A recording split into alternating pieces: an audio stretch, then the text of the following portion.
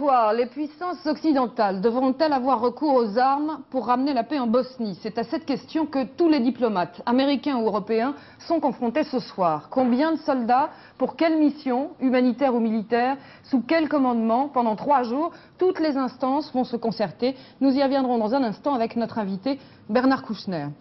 Mais allons tout de suite sur le terrain, d'abord sur le terrain à Sarajevo, où les hommes préfèrent faire évacuer leurs femmes et leurs enfants devant le danger grandissant. Xavier Bodin-Hulin. C'était en fin d'après-midi. Les cars de l'association Ambassade des enfants quittent Sarajevo sous la protection des casques bleus français. Un enfant, petit sac à dos sur les épaules comme s'il partait en vacances. Une femme plus tendue, plus consciente. Ils sont finalement 297 en tout. Direction Split, puis la Slovénie et l'Autriche. Les forces serbes s'étaient engagées à ne pas tirer, ce fut le cas. On se souvient qu'au début du mois, 2 enfants étaient morts dans un car sous les balles de francs-tireurs. À Sarajevo, il reste des centaines de candidats au départ, mais personne n'envisage une évacuation complète des femmes et des enfants. Autre lieu, autre légère amélioration, le camp de Tronopolje. C'est un des camps visités par la télévision britannique la semaine dernière. Cette fois, la Croix-Rouge est là. Et les reporters constatent de réelles améliorations des conditions de détention. Les familles ont maintenant le droit de visite, des fils barbelés ont été démontés et un garde du camp reconnaît que des fautes avaient été commises dans la gestion du camp. La pression internationale a peut-être été utile, mais ce soir, les Américains accusent les Serbes de Bosnie d'effectuer des mises en scène dans les camps en déplaçant les détenus avant de les ouvrir à la Croix-Rouge. Et à l'intérieur même de ce qu'on pourrait appeler la coalition anti-serbe, des divergences très nettes apparaissent de plus en plus. C'est le cas à Mostar, en Bosnie, où les rivalités entre musulmans et croates risquent de dégénérer. Le reportage de nos envoyés spéciaux Jean-François Gringoire et Yvan Delot. Les bombes tombent encore sur Mostar, de 10 à une trentaine par jour, ça dépend de la volonté des Serbes, repoussés à 15 km de là. Il y a 2 mois, Croates et musulmans, ensemble, passaient la Neretva, chassaient les Serbes et libéraient Mostar. Mostar, ville aujourd'hui meurtrie, en état de survie, mais que les Croates voudraient contrôler pour dominer la région ouest de la Bosnie-Herzégovine aux dépens des musulmans. Un objectif non avoué par les Croates qui n'aiment pas qu'on aborde ce sujet. Je respecte monsieur avant tout à cause de ces questions qui prouvent qu'il est bien informé.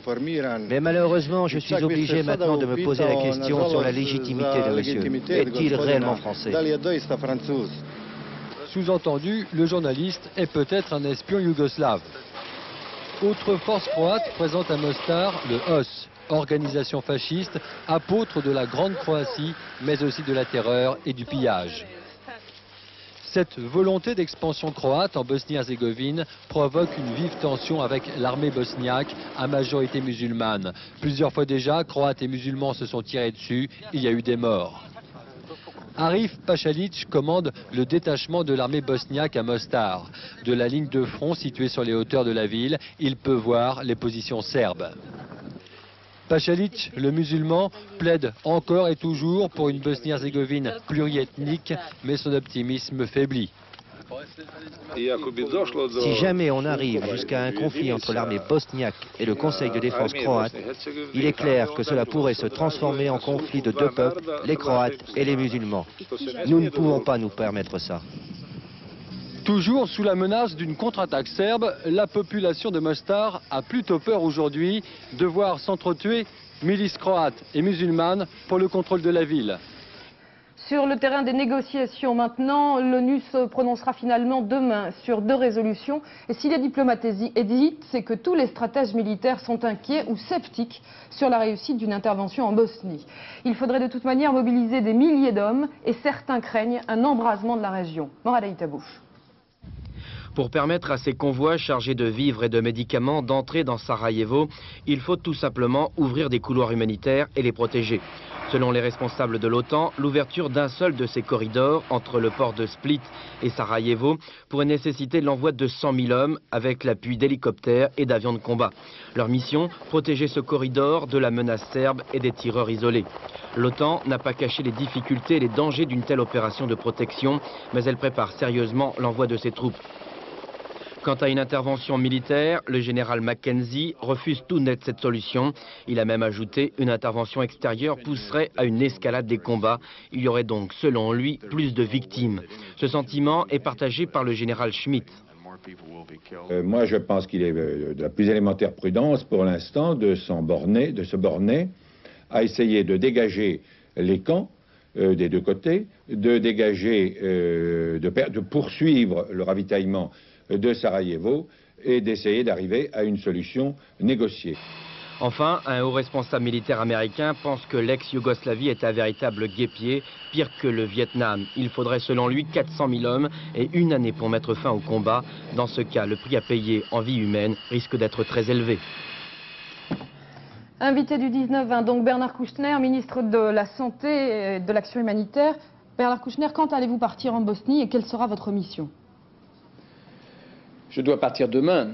Partirai-je demain? Je ne sais pas, parce que d'abord, on ne m'aide pas beaucoup du côté des Nations Unies. Deuxièmement, je ne voudrais pas effectuer des visites de camps trop préparées de part et d'autre. Je ne veux pas qu'on promène la France comme témoin ou qu'on se serve d'elle. Il faut que je puisse choisir moi-même mon itinéraire, aller voir moi-même de part et d'autre les camps sur des listes que je connais. Si ça n'est pas comme ça, alors c'est pire que tout, car ça servirait de caution. Je ne sais pas, théoriquement, je pars demain. Vous pensez pouvoir réunir ces conditions acceptables pour visiter les camps de prisonniers? C'est mal parti pour ce soir, mais ça change tout le temps. Et vous savez, on parle de transfert de prisonniers d'un camp à l'autre. Je ne veux pas visiter des camps vides et nettoyés. Je ne veux pas, encore une fois, servir de caution. Je veux être utile pour que l'apaisement se fasse et qu'on puisse, à travers l'humanitaire, avancer vers la paix. C'est ça l'objectif. Alors des tas de gens, et la Croix-Rouge, c'est son affaire, la Croix-Rouge internationale, maintenant sont sur place. J'espère qu'ils nous diront très vite ce qu'ils ont vu. Si je peux être utile, je le serai. Théoriquement, je pars toujours demain. C'est très théorique. Sur le plan humanitaire, on a vraiment l'impression que malgré tous les efforts, la situation a empiré. Est-ce que vous n'arrivez pas aux limites de l'action humanitaire maintenant? Non, excusez-moi. Je crois que ce qui est formidable, tristement formidable, c'est dégoûtant mais formidable, c'est que l'action humanitaire, on en parle. L'action humanitaire, c'est quoi? C'est s'occuper des hommes. Il y a 10 ans, il y a 20 ans, et avant la dernière guerre, et au moment des grands massacres, l'humanitaire n'existait pas. Maintenant, c'est à travers l'humanitaire qu'on tire la politique. Il faut bien comprendre, ce que vous venez de dire est effrayant. Monsieur Mackenzie, que je respecte, qui est un ami, le général Mackenzie, dit il ne faut pas faire la guerre. Le général Schmitt, ancien chef d'état-major, dit il ne faut pas faire la guerre. Tout le monde dit il ne faut pas faire la guerre. Alors il faut les laisser mourir? Non. À travers l'humanitaire, on tire quelque chose vers ce qu'il y a de mieux, c'est-à-dire la protection des hommes. Lorsqu'il y aura, je ne sais pas combien, ces calculs sont fous, 300 000 hommes, 400 000 hommes, oui. 40 000 hommes, 30 000 hommes pour protéger ces corridors humanitaires. Ça, ce sera le début de quelque chose. C'est ce que la France a proposé. Je suis très heureux que ça se passe comme ça dans le grand malheur. Et lorsque je voyais ces images de personnes squelettiques dans les camps, je comprends l'indignation des gens qui ont parlé ces jours-ci, bien sûr. Alors Bernard Kouchner, ça veut dire que vous, médecins, vous êtes maintenant, vous qui vous êtes toujours occupé de l'action humanitaire, vous êtes maintenant pour que les militaires interviennent, vous avez besoin de leur aide. Dans la résolution qui j'espère sera votée, il est question que la force soit employée pour des raisons humanitaires. C'est le début de quelque chose de formidable. Donc encore une fois, ça fait 1 an et demi que la France demande ces choses-là. Est-ce que cette intervention peut vraiment s'arrêter uniquement à la protection humanitaire d'après vous? Sûrement pas, il faut une politique derrière. Bien entendu, ce que je dis simplement, c'est que l'humanitaire maintenant tire la politique. L'humanitaire, c'est pas comme des gens très gentils et très indignés que je comprends le disent, d'un côté les bons boy scouts et de l'autre côté les gens sérieux. L'humanitaire, c'est ceux qui ont sorti les premiers enfants de Sarajevo, les premiers enfants de Dubrovnik, et qui maintenant vont les sortir encore, et à ce moment-là, personne ne les félicitait. C'est bien de dire qu'il faut la guerre, lorsque on doit se battre, faire la guerre à la guerre, c'est-à-dire faire la guerre à l'ignominie. Mais faire la guerre, c'est plus difficile. Qui va la faire? Pour le moment, il n'y a que les Français. Parce qu'on vient de bien de voir, si on fait le tour, les Anglais connaissent le terrain, ils ne veulent pas. Les Allemands, constitutionnellement, ils ne feront pas la guerre. Et les Américains ne sont pas chauds. Alors c'est quoi? Alors justement, Bernard Kouchner, on a vraiment l'impression ce soir... Croyez pas que je sois contre, hein. On a vraiment l'impression ce soir que s'il y a une intervention militaire pour protéger les convois humanitaires, la France est en première ligne. Oui. S'il y a une intervention... La France est en première ligne, il y a 3 000 hommes, il y a déjà 6 morts dans les rangs français. Il y a aussi des appelés volontaires, il y a des gens qui font un travail formidable. Sans eux, on n'aurait rien fait à Sarajevo. S'il y a une intervention militaire qui doit aller plus loin, est-ce que vous, ministre de l'Action humanitaire, vous êtes pour? Qu'est-ce que ça veut dire? Elle ira forcément plus loin. Supposons que ces hommes, déployés par une conscience morale, une conscience internationale, veuillent soit sauver des gens dans des camps, soit dans la ville de Gorazde encore encerclée.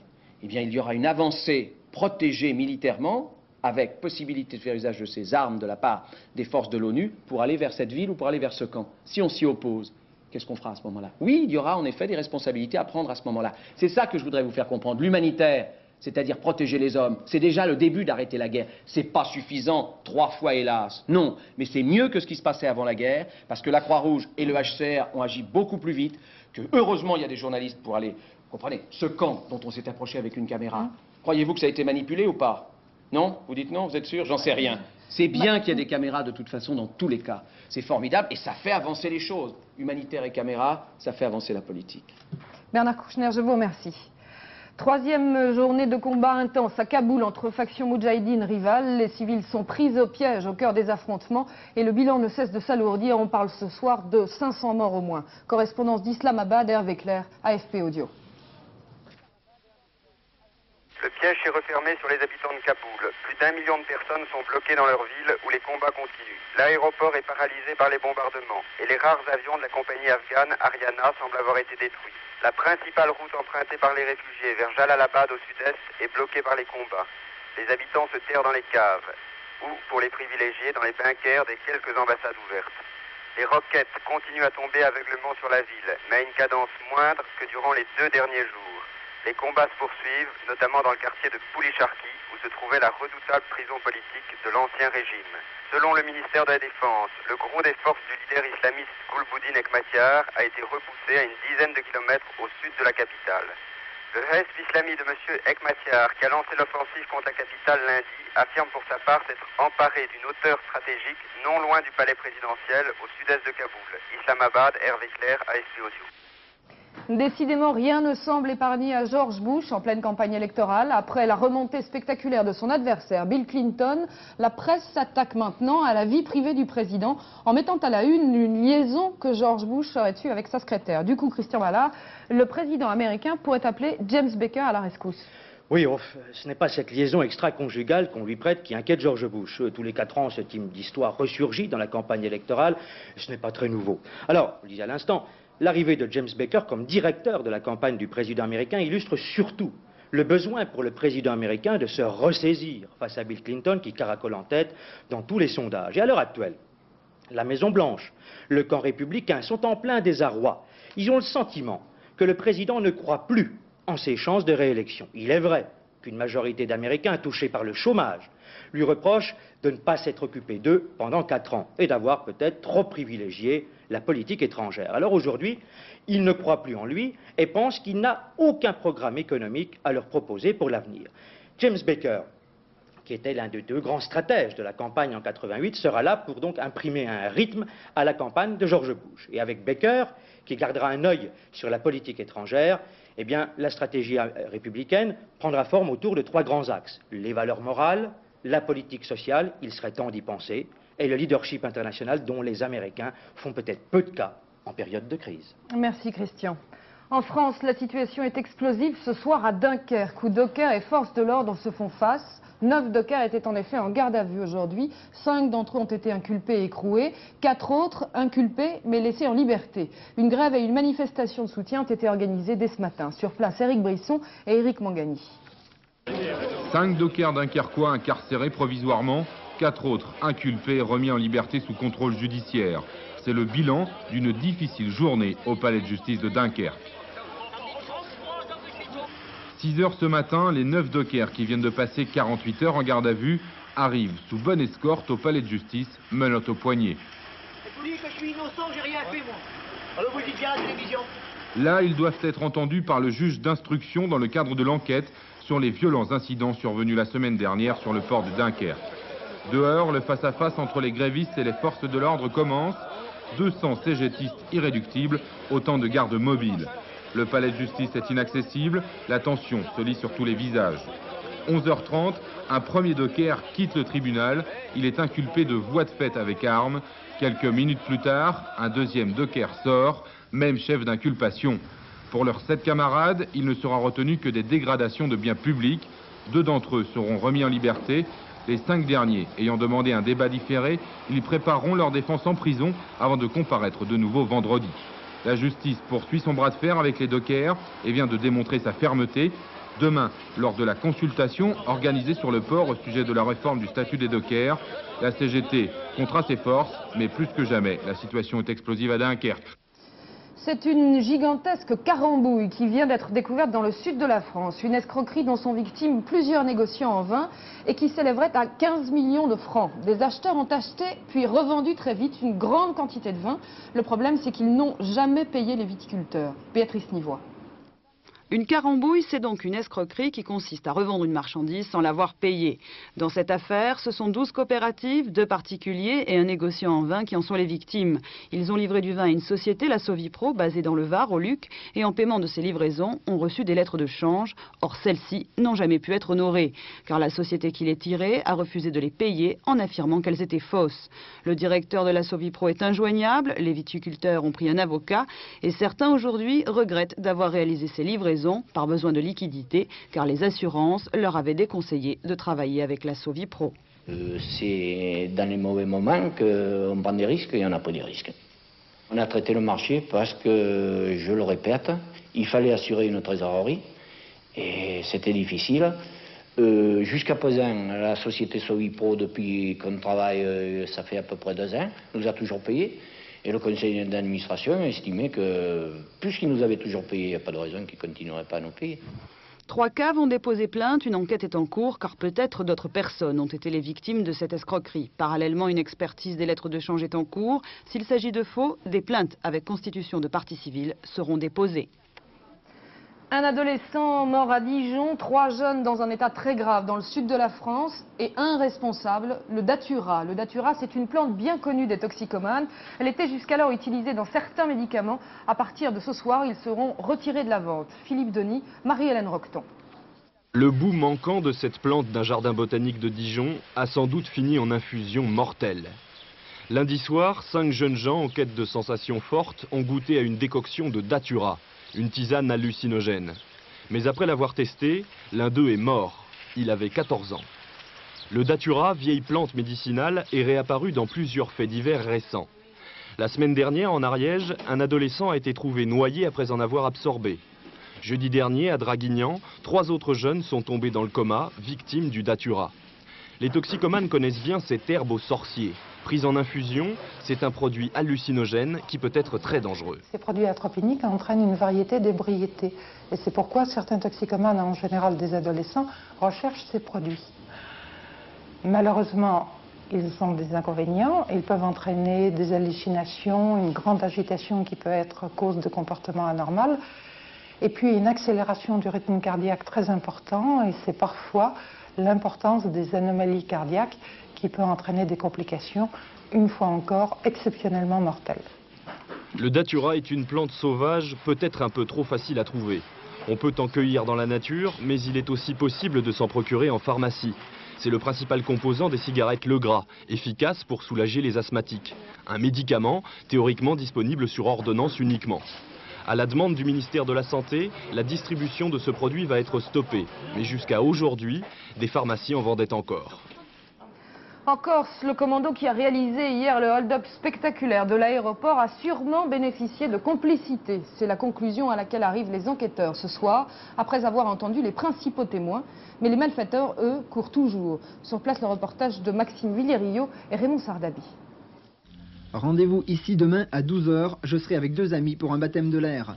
Lorsqu'ils les voient arriver, tenue décontractée, casquette, lunettes de soleil, sac photo en bandoulière, François Walter ne devine pas en eux les hommes qui vont effectuer 80 minutes plus tard un des braquages les plus spectaculaires de l'histoire du banditisme. Avec son flingue dans la nuque, comme ça, il me faisait baisser la tête. Et celui qui était à côté de moi qui avait le fusil à pompe, il était calmement en train de braquer le cockpit de l'avion. Et les 2 autres sont partis en soute chercher donc le butin. Ça a duré 30 secondes. Ils sont revenus, on est reparti sur la mer. Si tout a fonctionné comme prévu pour le gang de l'hélico, reste qu'il a bénéficié d'un concours de circonstances qui a permis la réussite totale de l'opération. On était en limite, j'étais même un peu en surcharge. Il y aurait eu 50 litres de plus dans l'hélico ou à 5 un peu plus lourd, une personne un peu plus lourde, je ne pouvais pas décoller. L'autre concours de circonstances, c'est qu'on est allé dans la montagne, le vent s'est élevé, c'était pas mal bouché. On aurait très bien pu aussi avoir des problèmes donc, en vol. En 3 semaines, c'est le 3e hélicoptère détourné à des fins illicites, dont 2 fois dans l'île. Question, y a-t-il des moyens réels de surveillance des aires d'envol? Faut-il les limiter et réduire une activité en pleine expansion? C'est à la préfecture de répondre. Mathieu, 4 ans et demi, a été appelé sous les drapeaux. Ce n'est pas un mauvais canular, simplement les errances de l'administration. Et quand les parents du Bombin ont reçu la convocation militaire, ils ont d'abord cru à une blague, l'histoire ne dit pas dans quel corps d'armée le petit Bambin, Mathieu, 4 ans et demi, était appelé. Le reportage de Nathalie Pinard et Denise Deus. Clin d'œil du destin, ses glaces préférées sont bleu-blanc-rouge. 4 ans et demi et déjà appelé sous les drapeaux. Comme un grand, Mathieu Guérin a reçu sa carte du service national et un très officiel numéro d'immatriculation. Un petit garçon pas vraiment emballé par ce genre de distraction. Tu veux ou tu veux pas? Je veux pas. Bon, tu veux pas. Pourquoi? Parce que je suis petit. T'es petit? Bon, il est petit, il peut pas.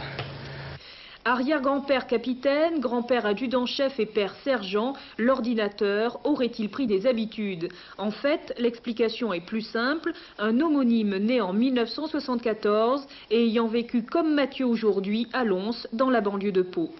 Et le pire, c'est que Mathieu a eu tout un tas de problèmes de santé, qu'on avait déjà pensé à le faire réformer parce qu'il a eu une malformation au rein, il a été opéré il y a 4 mois des yeux. Donc on avait vraiment pensé à le faire réformer, mais on ne croyait pas qu'on avait pensé trop fort et que l'armée penserait avant à nous. Une erreur qui sera vite réparée, heureusement, car Mathieu a beaucoup d'autres préoccupations. Pour terminer, du sport, mer plate et vent faible cet après-midi à Arcachon, mais départ très mouvementé tout de même pour les 39 concurrents de la course du Figaro. Une course à la voile réputée, puisqu'en fait, c'est l'épreuve de vérité pour les solitaires. Ils partent tous sur le même bateau, seul le talent peut faire la différence. Le reportage de la 3 à Bordeaux, Muriel Danguilhem et Jean-Pierre Darro.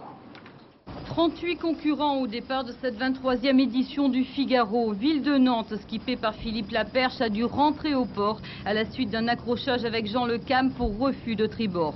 Devant la plage d'Arcachon, les monotypes Figaro Solo ont bénéficié d'une mer calme et d'un vent n'excédant pas à 10 nœuds. Seul problème est de taille. Pour trouver le vent de terre, les skippers ont dû slalomer au milieu des corps morts, planches à voile et autres embarcations. L'Arcachonnais Cyril Rognon et Damien Savatier ont ainsi été touchés, mais sans dégâts apparents. Une fois les passes franchies, les concurrents auront 540 000 à parcourir jusqu'au port irlandais de Kinsale. Une étape beaucoup plus longue que d'habitude. La tradition du Figaro, c'est de faire 2 escales étrangères. Et il est évident que partant d'Arcachon, l'Espagne nous paraissait un petit peu proche pour faire une étape très sélective. Et compte tenu de la course et de la réputation du Figaro, nous avons estimé qu'une belle étape sur l'Irlande avec 4 jours de mer et une navigation un petit peu ardue pourrait encore un petit peu compliquer les choses. Et je crois que ça plaît davantage aux concurrents également. En tête dans la baie d'Arcachon, Jean-Paul Mouraine qui entame son 6e Figaro. Derrière lui se pressaient notamment Michel Desjoyaux et Laurent Cordel. Mais ce soir, il est bien difficile d'établir un pronostic. C'est seulement au terme de cette première étape qu'on connaîtra peut-être les 2 ou 3 vainqueurs potentiels parmi la quinzaine de favoris.